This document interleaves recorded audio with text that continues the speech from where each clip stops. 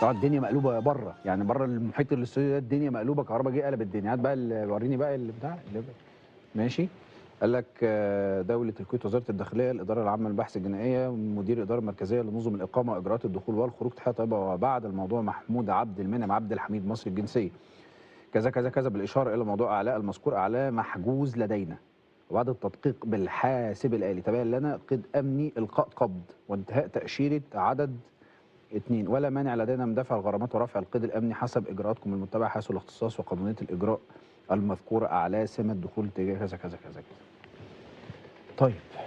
لا والله يمكن بس في ناس وقفت معاك هناك، ها؟ والله بتقول لي في ناس كتير وقفت معاك. يعني يمكن اسمه محمد العزب طبعا وقف معايا المحامي بتاعي وطبعا يعني دول اهلي هناك في الكويت، وقف معايا ابو نهار وابو بندر وعبد الرحمن الزفيري وميشعل وجمعه ونواف، ودول اخواتي ودول اهلي هناك، وقفوا معايا وقفه جامده يعني في الكويت. بقى لي شهرين عندهم هناك قاعد. والله العظيم. والله كل يوم بصراحه يعني ما سابونيش والله. عشر انت برضه. اهلي كرم. والله العظيم. والله العظيم. هم جدعان. طبعا يمكن والله انا عايز اقول لك بس على حاجه في نقطه ثانيه.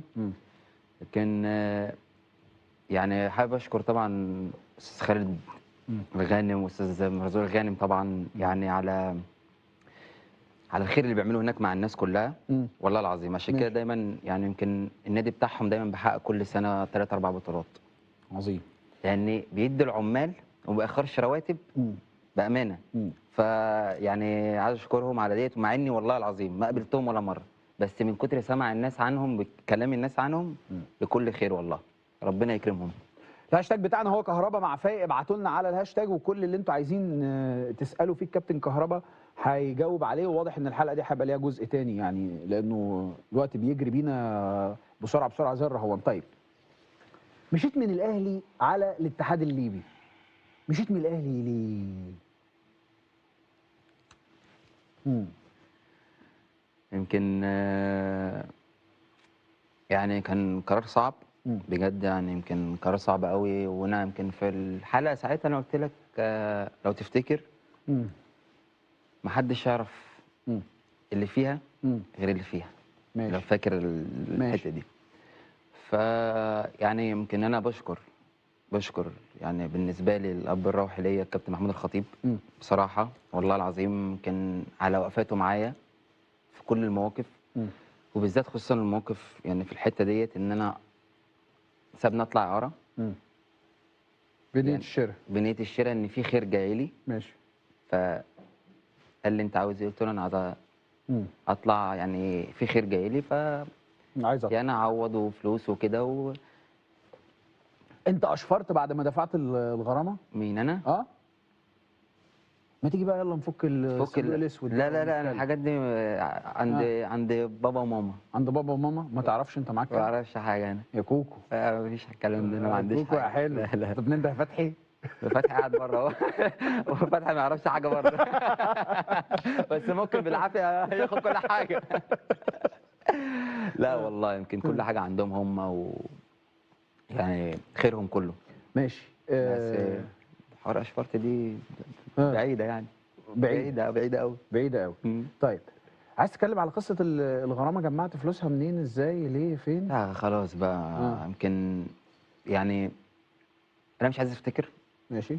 لاني لو اتعاد بيا الموقف تاني على البطولات اللي انا حققتها مع النادي الاهلي والتاريخ اللي عملته دوت، يعني ممكن ادفع مليارات. والله العظيم يا هيما، والله العظيم ما كلام.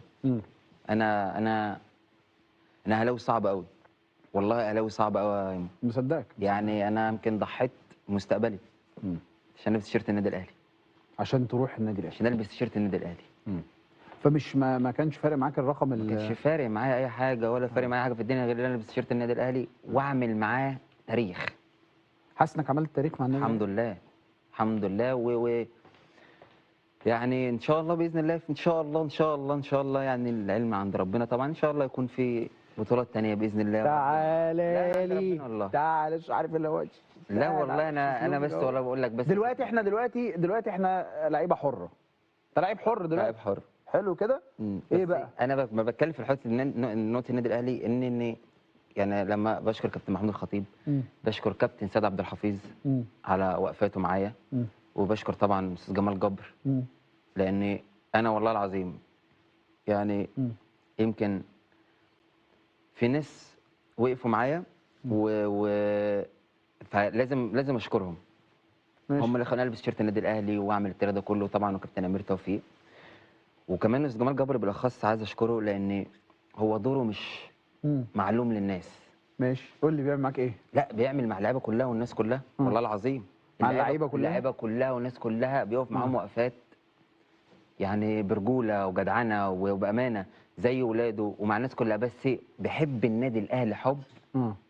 ودوره مش معلوم للناس، خلي بالك. كان دوره قوي جدا بس مش معلوم للناس، عشان كده دايما الايه في الاهلي يقول لك ايه؟ هو ده الاهلي فوق الجميع. قول لي عمل معاك لا، بيعمل معاه ده يمكن من ساعه موضوع الغرامه كان 24 ساعه يكلمني ويطمن عليا ونساعد فين ونعمل ايه. يعني يمكن انا لسه بكلمه لحد من اسبوع. اوكي. وكنت بطمن عليه عشان كان تعبان وبنتكلم والله العظيم يعني.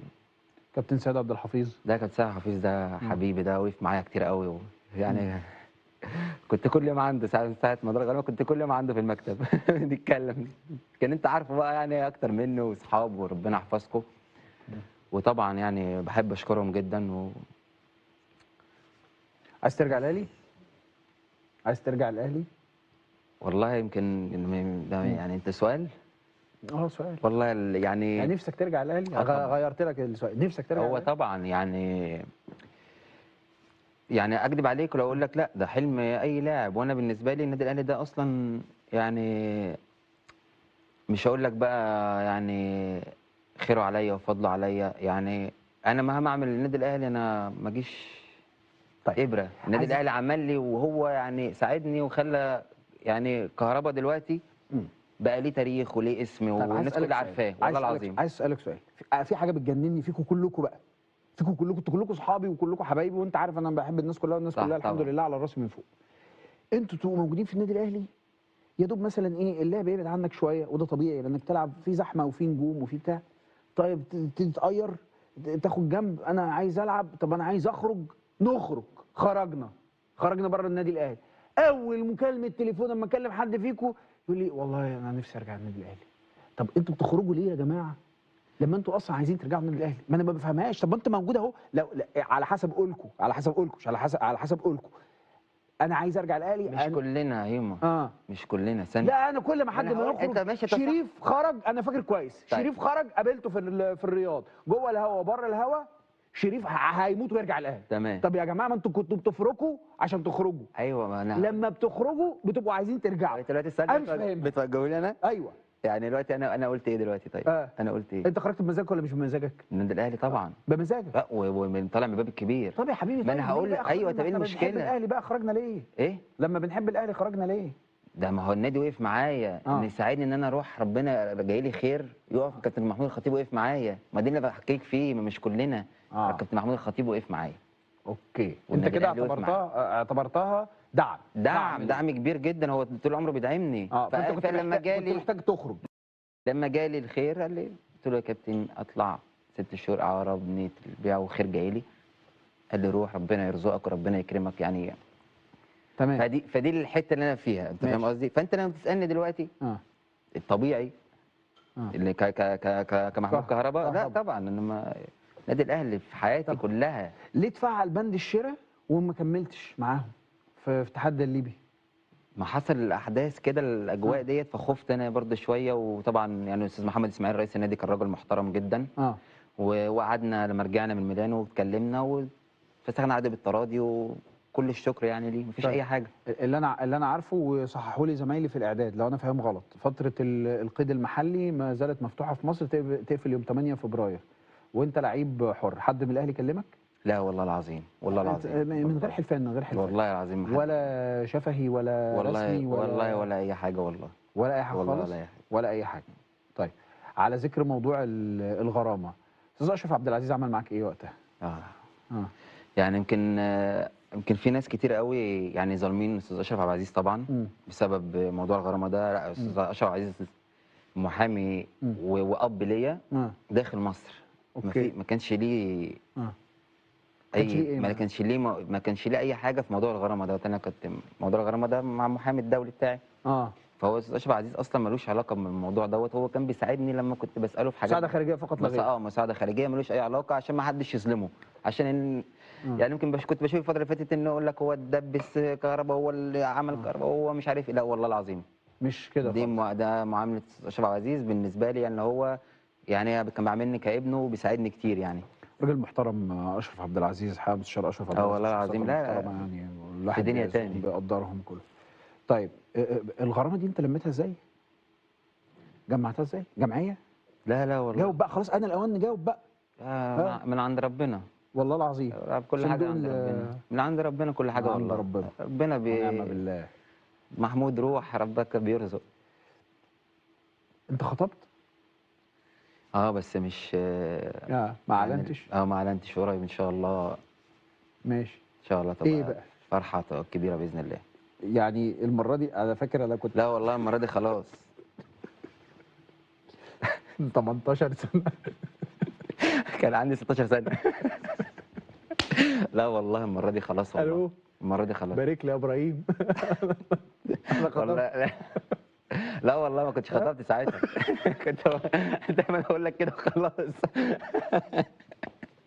لا والله المره دي بجد اه قريب ان شاء الله. مشروع ان شاء الله لا باذن خلاص. الله. مشروع خلاص. مم. انا بقالي فتره يعني طويله وخلي بالك انا شخصيتي اتغيرت قوي يا ابراهيم.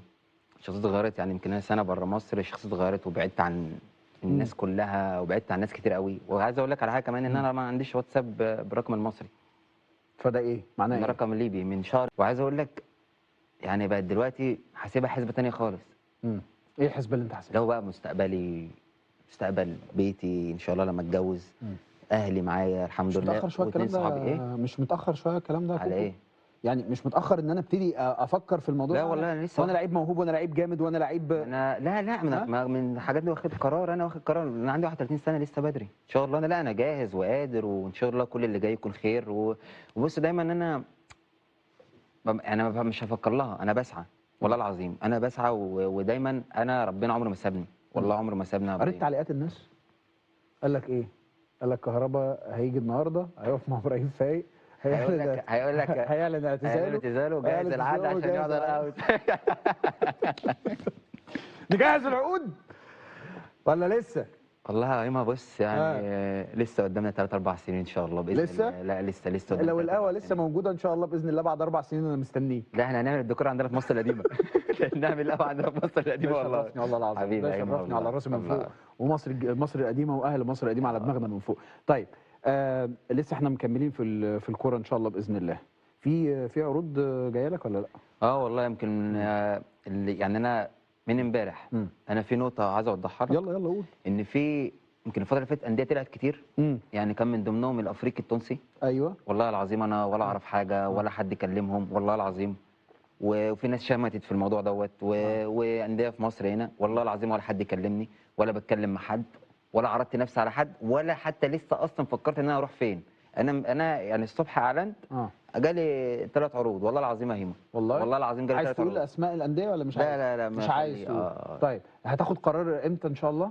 وبيني وبينك هتاخد قرار امتى؟ اليومين دول انا مع وكيل اعمال احمد يحيى طبعا. ماشي. عارفه طبعا. طبعا. فان شاء الله اليومين دول باذن الله وبفكر يعني وربنا يكرم ان شاء الله. ان شاء الله باذن الله. ناخد عدد واحد فاصل في السريع منه ونرجع نكمل كلامنا لو في وقت. يلا بينا. والله الحلقه دي محتاجه لها جزء تاني صح؟ يلا بينا جزء تاني. طبعا يلا بينا نروح لفاصل. حلقه حلوه معاك والله.